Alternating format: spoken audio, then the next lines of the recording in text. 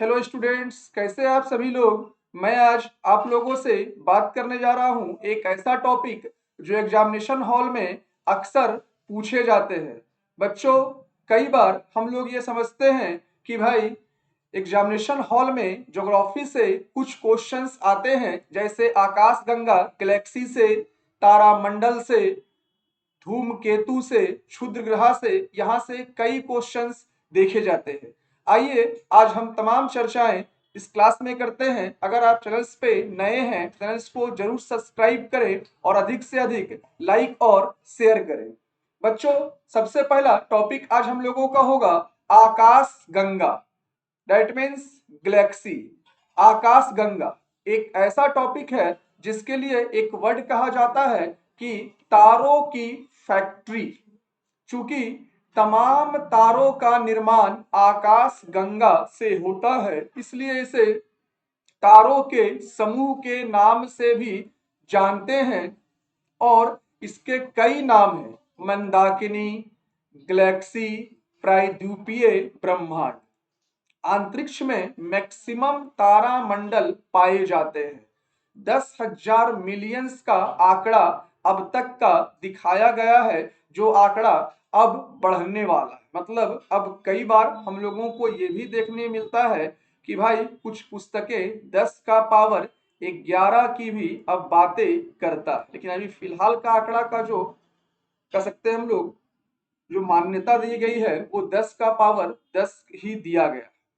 इसके आकार की बात करें तो इसका आकार सर्पिलाकार हो सकता है, इसका आकार दीर्घवृत्तीय हो सकता है, इसका आकार अनियमित मतलब जिसका कोई शेप ना हो ऐसा भी हो सकता है। आकाशगंगा में तारे तो हैं ही हैं, तारों के अलावे यहाँ पर 2% धूल और 98% गैस पाए जाते हैं। मतलब तारामंडल में 98% गैसें पाई जाती है।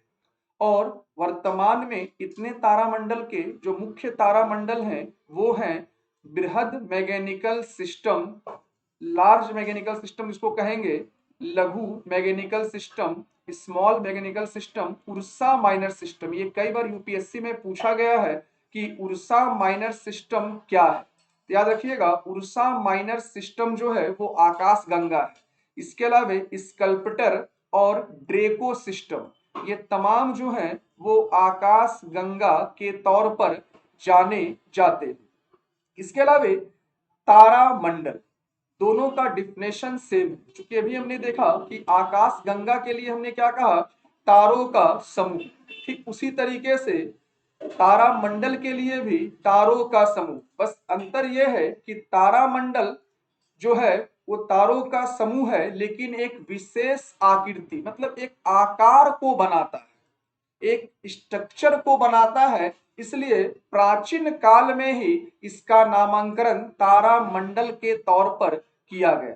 और वर्तमान में अंतरिक्ष में 89 तारामंडल की पहचान की गई है, जिसमें सबसे बड़ा तारामंडल हाइड्रा है।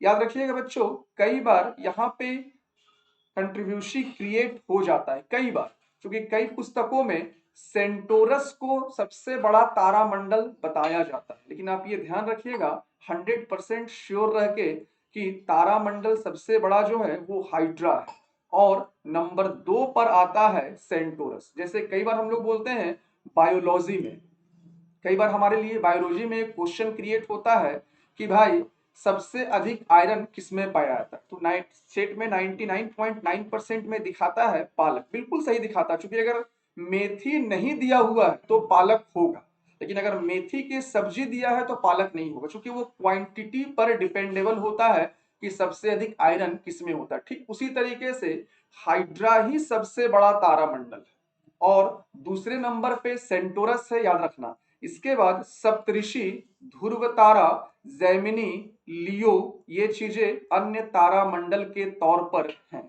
अब बात कर रहे हैं हम लोग क्षुद्र ग्रह, इसको कई नामों से आवंतर ग्रह या लघु ग्रहिका कहते हैं। हम लोग लास्ट वीडियो जो देखे थे तो हम लोगों को याद है कि हमने कहा था कि भाई सौर मंडल में कई ग्रहों का मेल होता है। जो सन के चारों ओर मूव करता है, कई ग्रह। तो इस कई ग्रहों में याद रखिएगा, मंगल डेट मीन्स मार्स और बृहस्पति डेट मीन्स जुपिटर।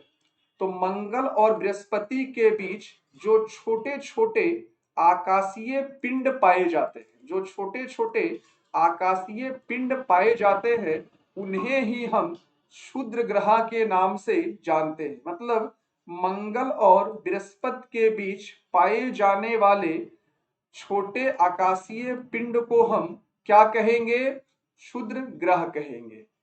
ये आकार में बहुत छोटे होते हैं, यहां तक कि कहा जाता है चंद्रमा से भी ये छोटे होते हैं। और एकमात्र ऐसा क्षुद्र ग्रह है जिसे हम आंखों से देख पाते हैं, उसका नाम है फोरविस्टा। क्या नाम है? फोरविस्टा नामक क्षुद्र ग्रह है जिसे हम आंखों से देख पाते हैं। मित्रों, चैनल्स पे नए हैं, चैनल्स को जरूर सब्सक्राइब कर ले, क्योंकि यहाँ से पढ़ाया हर क्वेश्चन एग्जामिनेशन हॉल में आता ही आता। लास्ट पीसीएस में, बीपीएससी में पूछा गया था कि फोरविस्टा क्या है, क्षुद्र ग्रह है, ठीक है। उसके बाद हम बात करते हैं उल्का। उल्का पिंड एक ऐसा वर्ड जिसमें लोहा और निकेल, याद रखिएगा, इसमें लोहा और निकेल जैसे तत्व जो हैं वो पाए जाते हैं। लोहा और निकेल जैसे तत्व क्षुद्र यहाँ पे उल्का पिंड में पाए जाते हैं। जैसे मैंने यहाँ लिखा है निकेल, एक्चुअली मिसप्रिंट है ये। लोहा और निकेल जैसे भारी पदार्थों की गुणवत्ता इसमें होती है। और जब ये पृथ्वी की ओर बढ़ता है तो हम जानते हैं कि पृथ्वी के एटमॉस्फेयर से जब ये प्रवेश करता है तो घर्षण क्रिएट होता है। एक तो खुद भारी पदार्थ है लोहा और निकेल, और जैसे ही वायुमंडल में घुस रहा होता है तो भाई घर्षण क्रिएट होता है, और घर्षण क्रिएट होने के कारण ये जल उठता है। और वो घर्षण से हम लोगों को दिखता है कि लग रहा है तारा टूट कर गिर रहा, लेकिन हम जानते हैं, हम लोग लास्ट वीडियो जरूर देखे होंगे, अगर आप नहीं देखे हैं तो सब्सक्राइब करके चैनल को जरूर देखें प्लेलिस्ट में जाके। जब वो प्रवेश करता है तो लगता है तारा टूट रहा, लेकिन हम जानते हैं तारों का अंत जो होता है वो दो ही पोजिशंस में होता है। एक पोजीशन जो हम लोग बोलते हैं ब्लैक होल का निर्माण करना, और दूसरा हम जानते हैं सुपरनोवा। क्योंकि लाल तारा जो दानव तारा के तौर पे होता है, फिर श्वेत तारा, इस तरीके से वो कन्वर्ट होता हुआ ब्लैक होल और सुपरनोवा विस्फोट के तौर पर बनता है। तो तारों का तो वायुमंडल में प्रवेश करना मुश्किल है, क्योंकि उसमें गुरुत्वाकर्षण शक्ति खुद इतना अधिक है कि पृथ्वी उसको अपनी ओर आकर्षित नहीं कर सकता। बस ये उल्का पिंड जब गिरता है तो हम लोग ऐसा सोचते हैं कि भाई तारा टूटकर गिर रहा है। इस पर बात करेंगे हम लोग धूमकेतु। देखिए धूमकेतु, ये धूम मतलब याद रखिएगा एक ऐसा वर्ड जिसके लिए हम ये कहेंगे इसमें कई धूलकण, गैस, बर्फ के वाष्प आदि पदार्थों से ये धूमकेतु बना होता है। और ये भी जिस प्रकार अन्य ग्रह जो हैं वो सूर्य के चारों ओर परिक्रमा करते हैं, ठीक उसी तरीके से ये धूमकेतु भी सन के चारों ओर परिक्रमा करता है। और सूर्य के नजदीक आने पर सूर्य की ओर स्थित भाग के पदार्थों का वाष्पीकरण, वेपोराइजेशन जब होता है तो इनका एक हेड, मतलब चूंकि डस्ट है तो डस्ट में चमकेगा गैस के साथ, तो उसका हेड जो है उसका निर्माण जो है हो पाता है सूर्य के नजदीक आने के कारण।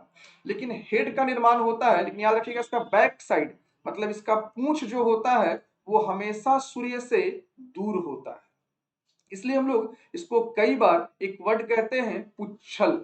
कई बार देखा जाता है पुच्छल धूमकेतु, क्योंकि पूंछ इसका हमेशा सन के पीछे होता है। कई धूमकेतु अभी वर्तमान में देखे जाते हैं जिसमें टेम्पल 1 है, हेलवॉप है, फॉब्स है और हेली। यहां से क्वेश्चंस पूछा जाता है कि हेली पुच्छल तारा, हालांकि तारा वर्ड नहीं देंगे हम लोग, हेली पुच्छल धूमकेतु क्या बोलेंगे? हेली पुच्छल धूमकेतु। तो ये धूमकेतु के कुछ उदाहरण है, कॉमेट के कुछ उदाहरण है। हेली पुच्छल धूमकेतु जो है वो 76 ईयर्स के बाद दिखलाई पड़ता है। अभी वर्तमान में एग्जामिनेशन हॉल में एक क्वेश्चन पूछा गया था कि भाई हेलीपुच्छल कब दिखाई पड़ा था। तो याद रखिएगा हेलीपुच्छल 1986 में दिखाई पड़ा था। और अब ये भी देखा जा रहा है, एग्जाम में पूछ रहा है कब ये दिखाई देगा, तो कोई बात नहीं है, 1986 में दिखा था और 76 साल बाद 76 ईयर बाद ये दिखेगा, तो दोनों को जोड़ दो, कितना हो जाएगा, 6 6 12 का 2 कैरी 1 8 8 16 का 6 कैरी 1 9 1 10 का 0 कैरी 1 1 1 2। मतलब अब जो दिखाई पड़ेगा वो कब दिखाई पड़ेगा, 2062 में।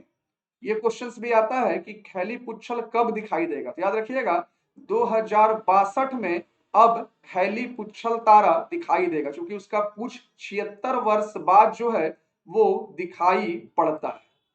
बच्चों क्लास कैसा लगा, क्लास को जरूर बताएं कमेंट करके, और लगातार वीडियो पर बने रहें और चैनल्स को सब्सक्राइब करें ताकि हर क्लास का इंपॉर्टेंट टॉपिक आप लोगों को मिल पाए। यहाँ से पढ़ाए गए हर क्वेश्चन से एग्जामिनेशन हॉल में पूछा ही जाता है, यहाँ के हर पॉइंट से क्वेश्चन। ठीक है, धन्यवाद मित्रों, जय हिंद जय भारत।